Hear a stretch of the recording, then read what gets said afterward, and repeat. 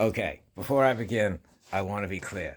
This is what I see of Rogan's actions and words. And as I have said before, anytime you have a person critiquing someone else's actions, it usually says more about the person critiquing it than it does about the person they're talking about. So, Rogan is real into like roasting his friends and going back and forth and saying terrible shit about each other, and they say it's a joke.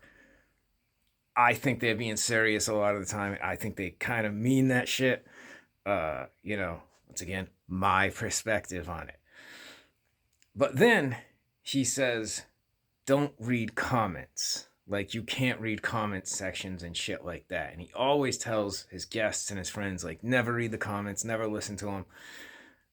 And, like, the comments are doing the same thing as friends are doing, right? They're just saying mean shit. Like, I don't necessarily see the difference. And I think, this is because I assume they're saying mean shit to, like, when they're doing the shit with their friends, they're saying mean shit, and they're like, oh, we know we don't mean it. And I don't really buy that. I'm not saying they mean all of it, but I think a lot of that comes from a true place.